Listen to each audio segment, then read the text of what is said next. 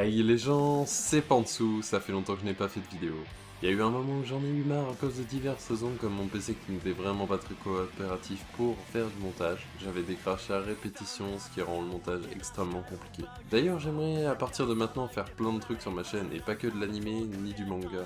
Donc maintenant si vous voulez que je fasse des vidéos sur un jeu, un animé ou autre, dites-moi dans les commentaires ce que vous pensez. Au passage je lis tous les commentaires donc n'hésitez pas, surtout je vous répondrai. Bon sur ce retour les gens on va parler, attention, roulement de tambour, d'Erased. On me l'a demandé dans les commentaires sur la vidéo de Toradora, donc parlons d'Erased. Allez, générique les gens.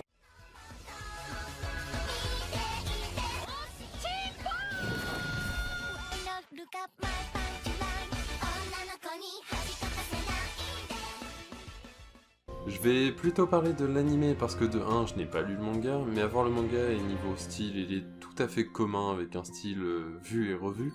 Et de 2, je regarde pas de live action parce que oui, il y a bien eu un live action d'Erased, que je vous mettrai le lien d'ailleurs en description, hein. Le trailer de moins. Bon, alors parlons d'Erased ou Boku Dakega Inai Machi en japonais. Il a été créé par Kai Sumbe, à qui on doit aussi l'île d'Ozuki et Echoes. Erased est un manga animé de type seinen qui touche au thème drame psychologie surnaturelle. Édité au Japon dans le Young S par Kadokawa Shoten depuis juin 2012, et publié en France par les éditions Kiyun depuis juillet 2014. L'anime est quant à lui sorti en janvier 2016, le manga compte 8 tomes plus un tome spin-off. L'anime compte lui 12 épisodes de 24 minutes chacun. Le synopsis, on a en 2006 Satoru Fujinuma, mangaka non reconnu, travaille comme livreur de pizza pour pouvoir subvenir à ses besoins. Satoru est une personne très renfermée sur lui-même qui n'a aucun ami. Il vit sa vie sans y prendre vraiment part.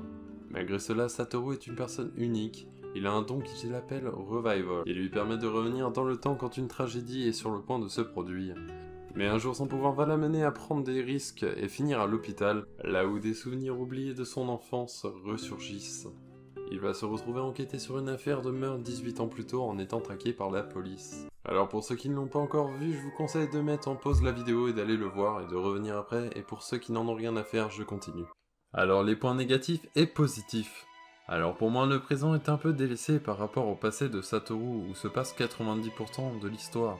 Pourtant certains personnages comme Airi auraient pu être intéressants, car malgré tout elle est constamment présente dans les 10% restants du scénario, et on y passe complètement à côté.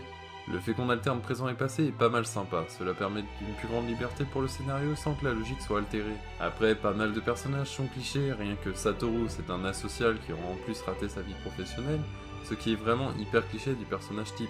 Dans l'anime, le thème de l'enfance est bien abordé, prenons le cas de Satoru et de Kaio. Dès le deuxième épisode, on y voit Satoru retrouver sa mère et passer un super moment. Et un épisode plus tard, on y voit Kaio se faire battre par sa mère. On est clairement sur deux types bien différents d'enfance que l'on peut suivre. Et je trouve ça vachement bien abordé car on y retrouve vraiment en Kaio la personnalité d'enfant battu. Un truc négatif que je noterais, c'est que personnellement, à force de regarder des animés, j'ai trouvé directement le meurtrier. Cela saute un peu aux yeux, et c'est ça que je trouve dommage dans l'anime. Bon, clairement, à part quelques points négatifs, on est clairement sur un bon animé. Je le qualifierais pas de chef-d'œuvre, mais un animé qui est vraiment intéressant et qui à un certain moment va quand même nous donner des frissons. Certaines questions ne sont pas vraiment répondues dans l'anime, mais cela ne va gêner en rien le visionnage de l'anime.